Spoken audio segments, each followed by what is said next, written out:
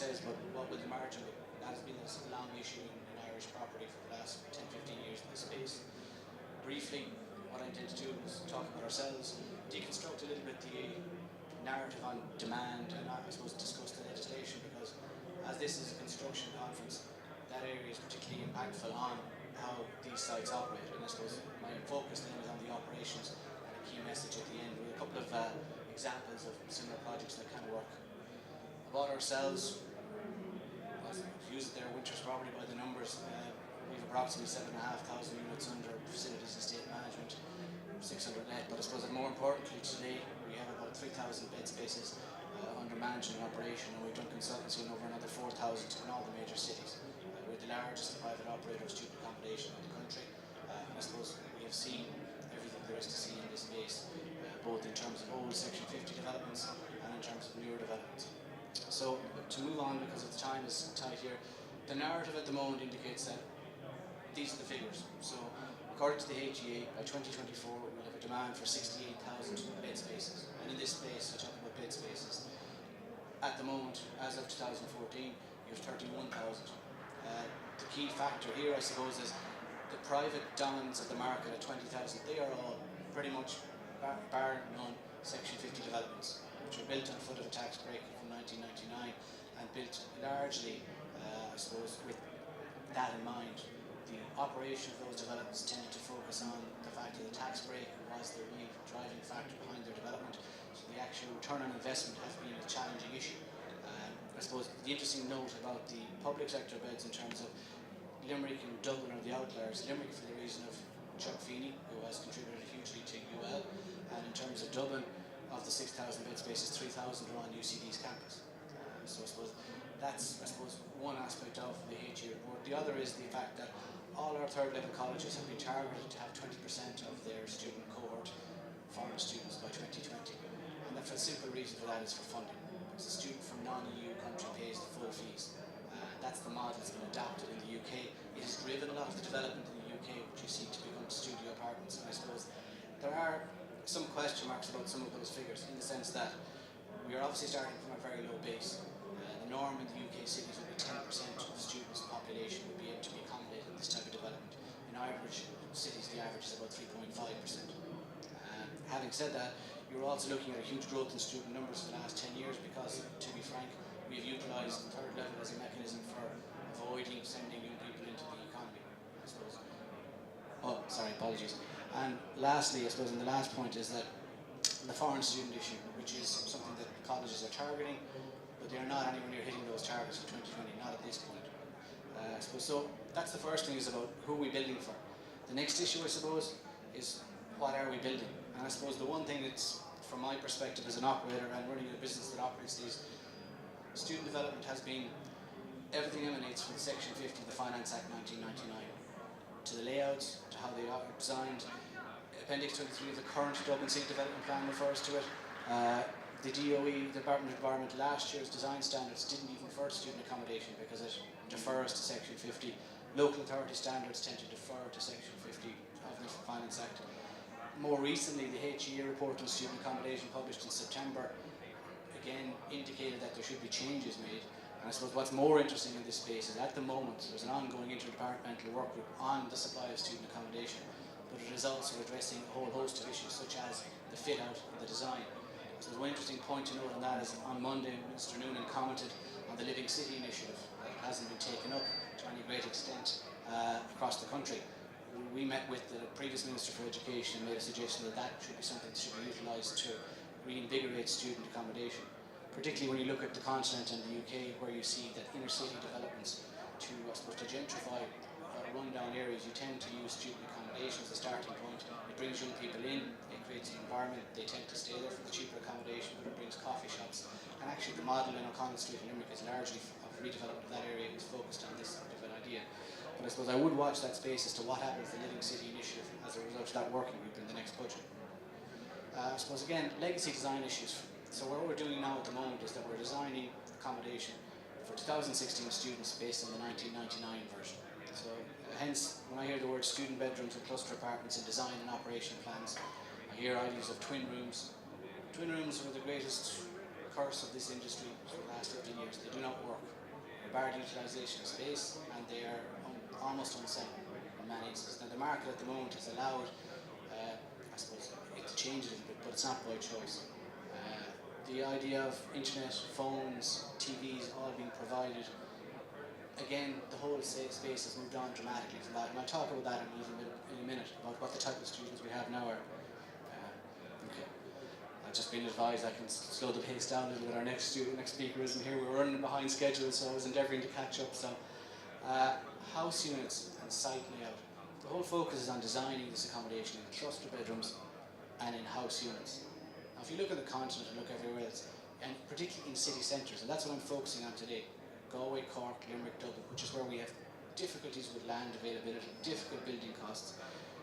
House units are unnecessary. They don't even reflect the way students and that demographic wants to live and how they recreate. And I'll talk about that a little bit more, but yet it is incumbent in all designs up to this point. And lastly, mixed-use developments. Our experience with those as operators when we've come in to look at them is unless they're very carefully designed, what you end up having is that the accommodation element of the development carries far more costs. It becomes inefficient because it's carrying lift costs, car park costs as part of a bigger development. So it's very, very carefully structured as to how these are designed. So I suppose from an operation perspective, which is, that's our meat and drink, and what's the key issues from how you operate and how design should focus. The reality here is, in simple terms, the number of bed spaces is the starting point. And anything less than 120 bed spaces is almost an uneconomic proposition to have managed accommodation in. And when I'm talking about managed, I'm talking about having a site presence for half a day each day. And the demand from colleges is for a managed presence, for foreign students is a managed presence, but less than 120 bed spaces, it's very difficult to justify. And I've grouped both of those together because they are key. The main issue you will have and the main cost in student developments across the country is security, because they were designed poorly with a campus-style layout, bad security systems, and if it's very logical if you think it. If you group 100 or 200 or 900 students together on 2 o'clock on a Thursday night, it is the one place people will gravitate towards. And you have a development of antisocial issues, it becomes a party spot. There's nothing wrong with that per se in itself, but in terms of management and operation, it adds to a whole host of other issues. Security also is one of the key selling points traditionally in this market. We were selling to parents at first years, particularly for the foreign students who are new to the country. That's another aspect that's very important to them and to their sponsors, be it their government or to the colleges that are sending them over here. So both of those need to be, I suppose, looked at together. If you have a good access control system which tightens out access to the site, it mitigates and limits the amount of security required. Broadband, and I touched on that briefly in the previous slide. There's a very good story told by a guy who operates student accommodation, and in November he was called on a Monday morning by his manager to say that the accommodation heating hadn't worked for the weekend. He said, "What did you do? Why didn't you call me? Would have got a plumber." He said, "There was no problem. The broadband is working. No one even noticed the heating wasn't working." So this demographic have, on average, 3 devices. So you've got your smartphone, you've got a pad, and probably a laptop as well. So as a result, broadband upload and download speeds are crucial. The other aspect is in terms of the colleges and the virtual learning environment that they like to promote. So a student can now access all their lectures. They will see a lecture like this on Moodle. That's the space they live in. So that is a fundamental to the type of fit out that you have, wireless internet connection and good upload and download speeds. And that takes a certain amount of planning. In addition to that is the next area of the communal space. This demographic again tends to like to go to, if you can imagine the Google environment, it's these hangout areas, innovation hubs, which I see mentioned here today. They like to go and recreate in those spaces. Again, moving away from the house design of 5 people living in together. You have developments like you will see in a minute in London with 600 students who live in pod apartments, but who recreate in a variety of different spaces around the building. Why is that important? From an operations perspective, it makes them easier to operate, to manage. It also is better utilisation of space, and ultimately in terms of design and operation of the complex. Antisocial behaviour is an issue, and is a key issue in terms of how these sites are managed, because young people are young people, they will do things in different ways. But it's the ability to establish relationships both with third level colleges and also to set up house rules and how you manage the site. Again, why is antisocial important? Because you're selling to parents potentially, to foreign students. They do not want to come to a site that has a reputation for being poorly managed or has a reputation for parties. You have to sell to the market. And again, maintenance, durability of fit out is key. These areas get a lot of traffic. Your tenants are in for 9 months of the year on average in terms of student let. You may go into summer accommodation, summertime, be it language schools, be it a certain amount of tourism in the city centres in particular. The fit out has to be of a good standard, and traditionally the approach was, well, we make it reasonably cheap. That doesn't work that way. The other factor is in this area, in terms of how it's managed, on average, you should be recovering 25 to 30% of the actual repairs and maintenance bill from deposits. That's fully in compliance with PRTV. It's not breaching any of the legislation, but that's beyond normal wear and tear. That's an acceptable norm. Turnaround time, again, in terms of layout, what you're going to do at the site for the summer. And I suppose ultimately, all of the above add up to costs. The objective is these types of accommodation, it's short-term lets for 9 months. You have to manage costs, yet at the same time there's an expectation of providing a high-end service, as in people on site. You have to deal with issues for, take American students when they come over here, getting familiar with the country. That's part and parcel of what this is about, and what adds to, I suppose, limits the margin. So I suppose in simple terms, the one thing that you can take from today, which has not been considered heretofore, is the complex needs to be designed to meet the target academic demographic. What am I saying by that? One size doesn't fit all.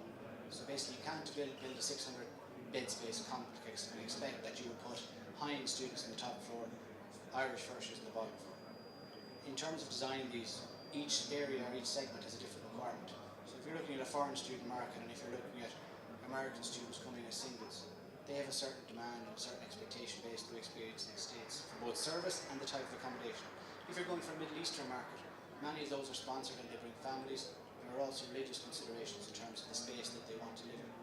Irish students, again, firsters require a certain type of space, but you go to a postgraduate student who requires a different environment and will pay more for that. And this is the point. If you identify the demographic, I suppose the dream tenant in many of these sites, and the dream tenant in the UK, is an international student coming on a postgraduate who would spend 12, 11 months on site. They pay more for better type of accommodation. They will also stay longer. And I suppose there is a limited amount of those. That's the point in terms of where we are in the country. And so you lay out the complex as well to support reduction in operational costs. I mean, to give you an example, this building outside here, I'll show you one in a minute, which is a conversion which has been done in Germany, which has been laid out and converted, like a building like this, into student accommodation. The layout is both to allow students to flow through the building, but also to minimise costs and expectations. So for example, the traditional model of cluster apartments, with every apartment having a kitchen, every apartment having 5 people around one communal area, is a big waste of space in many instances. It's not required. When you talk to the students, they prefer a different living dynamic. You will also see that kitchens are underutilised in some instances, and you're providing services that are not necessarily taking out spaces. Twin rooms, as I highlighted, are an issue. The fit out, it needs to be durable and flexible. It needs to be something that will last the pace of time, take a certain amount of wear and tear, but will also give you flexibility in terms of what you do with the rooms, depending on the market you're moving into in the summertime. Because the one point, remember, if you're selling a single room in wherever it may be, and then you decide you're going to a tourist market in the summertime and you're trying to get families in there, and you don't have double beds, it's a big no-no. Having said that, in the likes of Dublin city centre, when you look at where the market is, there is a huge demand for short stay accommodation for professionals. And in the summertime in London, the problem they have is they want to move the students out faster because they can make more selling by bed night. And the challenge is in Ireland is that that's there in Dublin city centre. When you go into the other cities, it's much more difficult because you're into different costs in terms of turning rooms around. You're getting into a hotel style operation, and that is demanding of manpower. So the mistake that was made previously was that people thought they would go into tourism accommodation in the summer, didn't factor in the costs, and they may have been turning over a decent margin, a decent income. Their margin was 40, 45%. In many instances they've been better off. What we have done on a couple of sites is we've extended the duration of the student stay by a week or by 2 weeks because of the demand that's there and because of the college year, and that has actually almost equalised but has had a huge impact on the summer business, because if you fill a site with students in, say, an average site of 400 beds, approximately 42,000 euros gross income a week, it's very hard to make that in that same week from tourists or from families. Less beds can mean more revenue if you provide the support services. CISCs, I think, looked at a product here in Dublin, modelled on some of the ones in London, which is a small number of bed spaces but a very high end, almost like, I think I've heard it described as a gentleman's club or a private members club sort of an offering. So what you're talking about there is you have concierge. We even have access to cars for students or foreign students who can get them in the basement. You can go to that end. Again, however, it's a limited amount of space in that market. But medical students coming to Dublin from certain countries have income and have expectations of a service like that. It comes back to my key point: decide what the demographic is and build accordingly. But as I say, don't do one size fits all. There's a student development back on the market I see here, which had a large number of beds. Its pricing range went from 6,000 to 11,500 per academic year. And I would question, how successful has that been in terms of the type of person you're trying to attract and the rate you're putting into it. Not to talk of the cost of fit out day one and build day one. So I suppose just to give you an example or to illustrate, this is a German one, and what you see here, so this pointer will give me, is an industrial unit that was converted. So what you see in the layout terms here, both of those pictures are the same room. I'll move this side actually. From a layout perspective, just to illustrate it, that's where your bathroom is, in there. You can see they've used the space to make twin beds up there, which I wouldn't be in favour of in this market, but it's utilisation of space. The actual ground floor layout, you notice there's no kitchens. What you have is a shared kitchen, a shared lounge. That's the floor, and that's the floor space, and that is very, very successful. It's a good product. As I say, probably here you'd be going for more of a single room, but the idea is it's a maximum utilisation of an existing space, and it also has been involved in reinvigorating that area. Those students graduate, they stay on, they get employment, or they start business in that area. There's innovation hubs, and it leads on to gentrification, I suppose, of that area. This is one called Scape, and it's in the UK. So this is 600 beds. Again, it's at the East End. The point about here, the 12.5 square metres, if you look at Appendix 23 of the Dublin Planning, 12 metres is the requirement for a single room with ensuite. So it's meeting that stipulation. The three pictures are obviously showing you the layout. There's your kitchen, or your in that pod there is your bathroom, which you can see there. Slightly enlarged picture I would add. You have a small kitchenette with a microwave. You also have, I suppose, shared workspace, which is your eating dining space. But I suppose on site, this is the kind of environment you have. What you have, it's like an innovation hub more so than a student accommodation. Students traditionally, they'll use the oven. Pizza oven is the best thing that gets used in a lot of these complexes, but they do want the access to coffee, and it's spaces like this, and even more, I suppose, less coffee shop oriented spaces with hangout areas. That's what they recreate. So if you look at compare that to the current model in Ireland dictated by Section 50, and you would have 5 of those clustered together around the house. That's what we've been focused on. So I suppose again, the square footage, using sensible design aspects of maximising space, and also built as pods off-site. So that's 600 bed spaces. I would, hazard a guess that the cost of building those 600 bed spaces and the site space required in Ireland is significantly more than that. And as I say to you, the key factor here is that demographic is a UK demographic. It's undergraduate students. This is what they want in terms of the environment to recreate, from a broadband access, from a space to live in. And as you can see, it's nothing that can't be replicated. So I suppose again, to come back in finality, the key factor here is in terms of to maximise revenue, to maximise income from these, and to make these sites work, is to work out the demographic and build accordingly. And as I say, I would watch what comes in the next budget in terms of the living city initiative, how that will be, I suppose, revised to maybe reflect this area. So look, thanks very much for your time. If anyone has any questions, I'll take them briefly.